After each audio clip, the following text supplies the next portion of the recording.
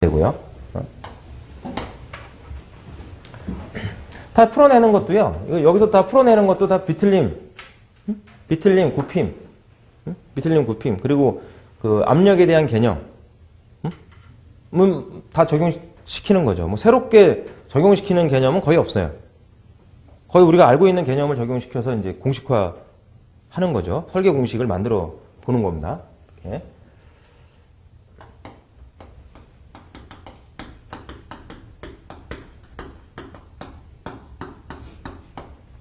그다음 동력 전달용 기계 요소가 있습니다.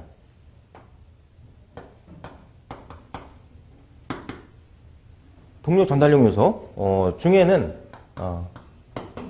마찰차가 있고요. 기어가 있죠. 마찰차 기어. 그리고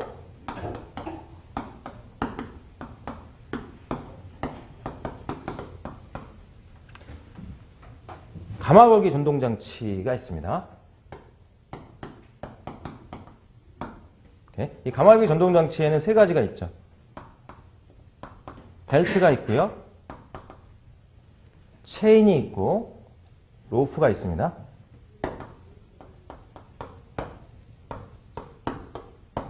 로프 전동이 있어요.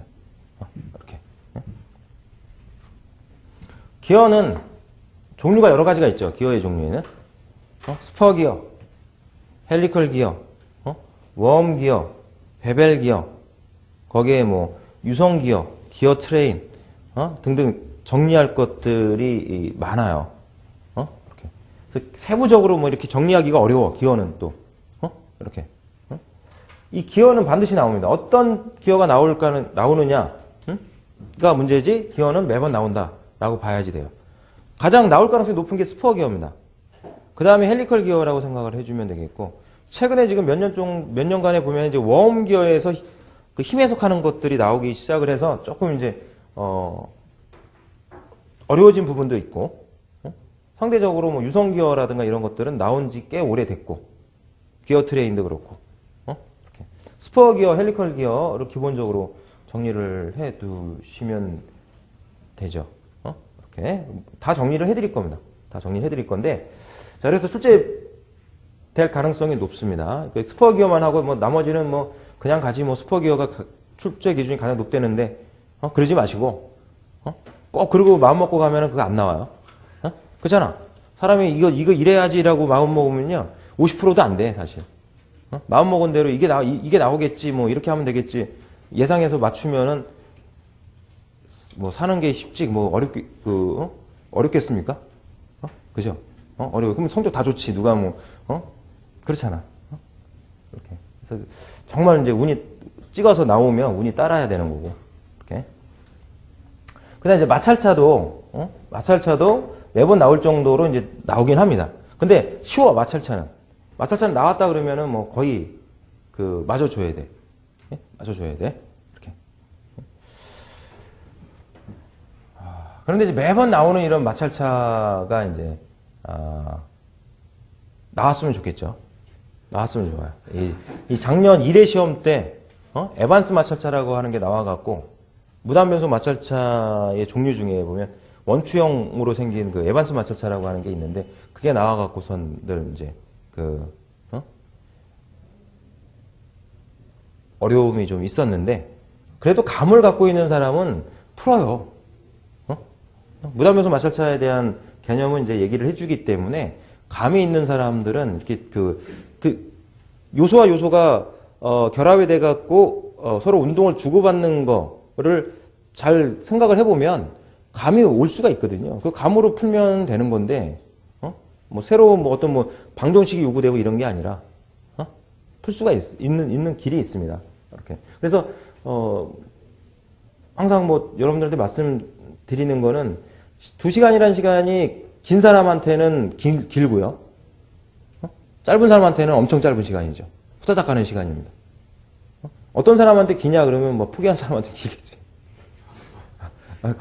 그건 아니고 그렇게 해서 이제 길다고 생각하는 건 아니고요. 정말 열심히 하는 친구들이 있어요.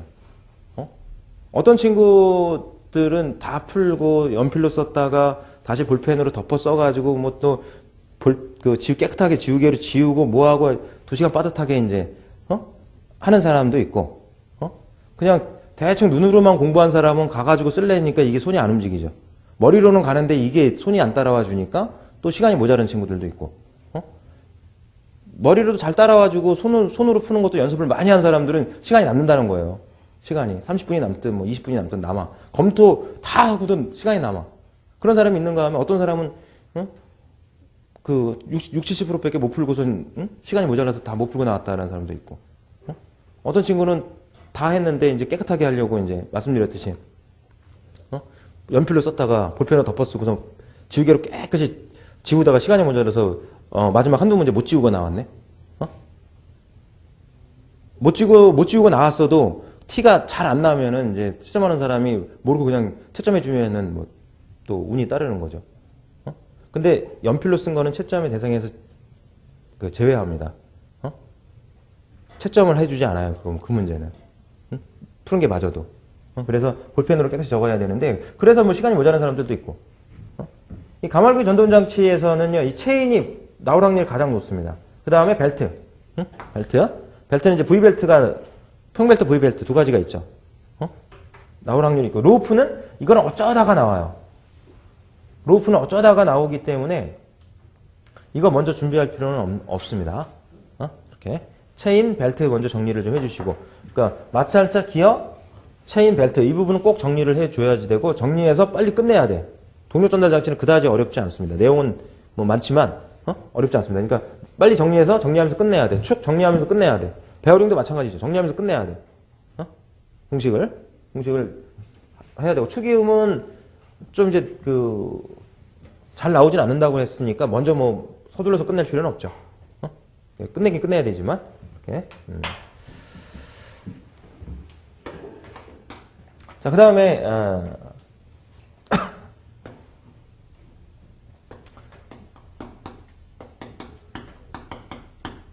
브레이크라든가 스프링과 같은 완충용 기계 요소가 있어요. 충격을 완화시키는 이런 기계들이 있습니다. 브레이크라든가 또는 플라이 휠이라든가 스프링이라든가 것들이 있습니다. 스프링은 나올 가능성이 높습니다. 브레이크도 매번 나오진 않지만 나올 가능성이 높은 것 중에 하나고요. 이 플라이 휠은 나올 때보다도 안 나올 때가 더 많아요. 플라이 휠은. 그래서 뭐 플라이 휠이라든가 뭐 로프라든가 또는 이 코터라든가 이런 것들은 자주 나오진 않기 때문에 마지막 주에 여러분들이 다른 것도 우선 다 정리하고 나서 마지막 주에 이렇게 체크를 좀 해 주셔야 됩니다. 만약에 시험 문제 이런 것들이 몰려 나오면 골치 아파요.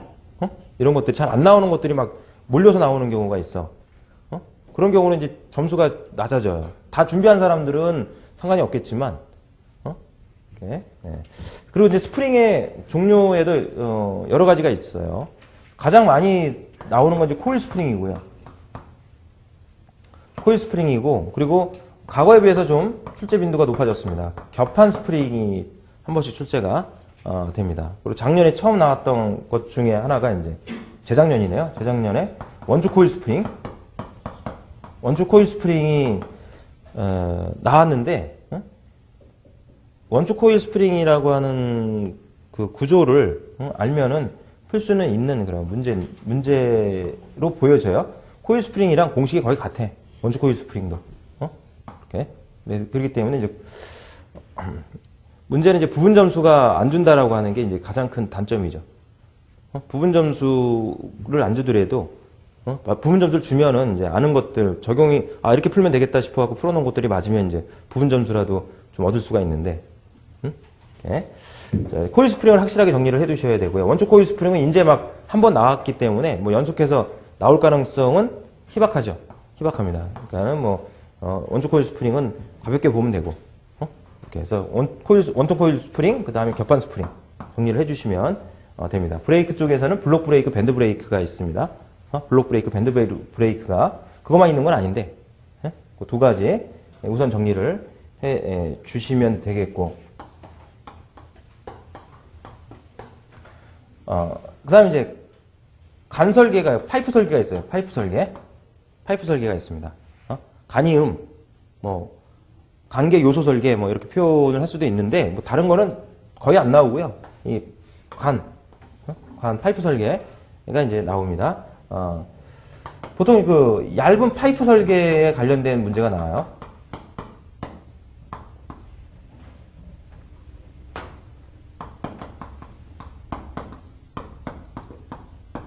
얇은 파이프 설계와 관련해서 출제가 되고 있습니다. 이미 이제 우리가 알고 있는 공식으로 푸는 그런 문제죠. 최종 유량을 구하는 표현식과 그리고 이제 내압을 받는 얇은 원통, 그 재료역학에서 했던 그 내용에서 표현됐던 관계식을 이용해서 푸는 거니까 어렵지 않습니다. 이런 거는. 근데 뭐 얼마 전에 이제 나왔던 게 이제 두꺼운 파이프가 나왔어요. 이것도 뭐 연속해서 나올 가능성은 좀 낮다라고 보여지는데, 두꺼운 파이프 설계와 관련된 문제가 나왔어. 그래서 얇은 파이프 설계를 할 때 공식을 갖다가 쓰면은 안 되죠. 두꺼운 파이프 두께, 원의 직경에, 그 내경에 비해서, 파이프의 내경에 비해서 두께가 무시할 수 없을 정도로 두꺼운 거를 얘기를 하는데요. 그래서 참고로 이것도 이제 지금은 좀 공부해 두실 필요가 있겠다. 이런 걸 뭐 가끔 나오는 거죠. 두꺼운 파이프, 뭐 원주 코일, 플라이 휠, 루프,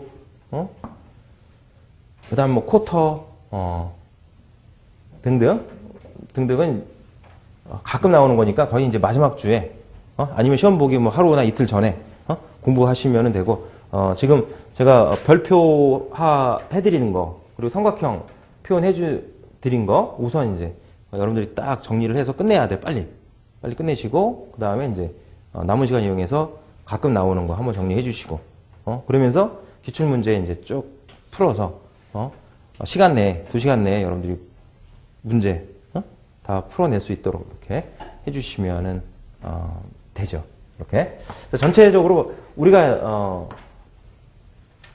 수업 시간에 정리해야 될, 내용들을 좀 말씀을 우선 드렸습니다. 참고하시고요. 이 내용은, 지금 말씀드린 내용은 다 그 교재 머릿말에 보면은 정리되어 있는 내용입니다. 이렇게. 그래서 머릿말 한번 시간 나실 때 한번 읽어 주시면 좋을 것 같고요. 자, 그리고 교재에 보게 되면, 쭉 넘겨서 보게 되면, 필답형 유의사항이라고 해서 정리를 해 놓은 게 있어. 한 17가지 정도. 뭐 교재 없는 사람들은 일단 그냥 참고하시면 됩니다. 이렇게. 교재에 다 있는 내용이니까 여러분들 읽어보시면 되는 내용이기 때문에 제가 뭐 특별히 같이 뭐 읽어드리면서 설명해 드리지는 않을 거고요. 핵심적인 내용은 역시 머릿말에 정리를 해놨습니다. 그러니까 머릿말 내용 참고하시면 되겠고, 또 이제 거기서 이제 좀 핵심적인 내용은 제가 수업 시간에 문제 풀면서 또 정리를 해드리기 때문에 수업 내용만 잘 집중해서 들어주시면 해결이 되긴 합니다. 일단 여러분들 이제 문제지를 받잖아요. 문제지를 받으면 수검자 유의사항이 있어요. 필기 때도 마찬가지였죠. 수검자 유의사항이 있기 때문에 그 수검자 유의사항을 꼼꼼히 잘 읽어보시고 거기서 하라는 대로 답안을 작성해야 된다라고 하는 것이죠. 거기서 어긋나면, 거기서 벗어나면 채점 대상에서 벗어납니다. 채점을 안 해. 아예 문제 그 기준에서 벗어나면. 그러니까 그걸 꼼꼼히 읽어보셔야 된다라고 하는 거. 이렇게. 그래서 이 내용은 참고하시고, 실제 문제지를 받으면 여러분들이 30분의 시간이 있잖아. 입실에서 30분의 시간이 있죠. 그죠? 그 시간 동안 꼼꼼히 읽어보시고 거기서 하라는 대로 할 준비를 하시면 돼. 그 다음에 답안지 작성 시 유의사항, 참고사항이 있어요. 필답형 실기시험 답안지 작성 시 유의사항 관련 참고사항에서 정리되어 있어요. 그 내용도 역시 꼼꼼히 읽어보시고, 제가 수업 시간에 문제를 풀면서 핵심적인 부분은 다 말씀을 드릴 겁니다. 이렇게. 그 다음 꼭 읽어보셔야 될 것 중에 하나가 필답형 시험 채점 관련 안내사항이에요. 필답형 시험 채점 관련 안내사항. 여기서 정리해 놓은 내용에서 해당이 되면 채점 대상에 해당이 되지 않는다. 예를 들어서 연필로 쓰지 말라고 그랬는데 연필로 써놨어. 그러면 채점 대상이 안 된다는 거예요. 이렇게. 예. 그리고 뭐 낙서를 해놓거나 그 풀이 위에 뭐 낙서를 막 해놓거나 뭐 그림을 막 그려가지고 뭐 이렇게 해놨거나 이러면은 그 문제 채점 안 한다. 그러니까 낙서도 해서도 안 되고요. 밑줄 그어서도 안 돼.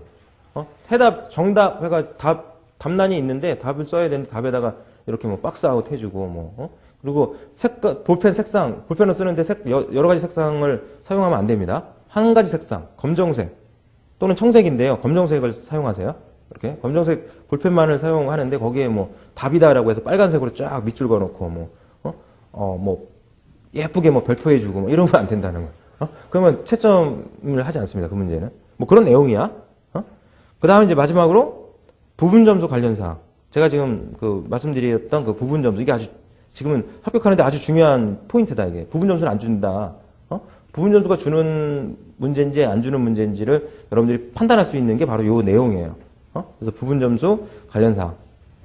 이렇게 해서 한번 꼼꼼히 읽어봐 주시고 또 시험 보러 가기 전날 내지는 그 전에 한 번씩 읽어봐 주시면 좋겠다. 그래서 참고하시기 바랍니다. 그래서 이렇게 해서 이제 이번 시간에는 이제 OT 겸해서 이렇게 해서 좀 정리를 하도록 하고요. 다음 시간부터 1장 나사 내용 정리를 해 나가도록 하겠습니다. 잠깐 쉬었다 하겠습니다. 수고했습니다.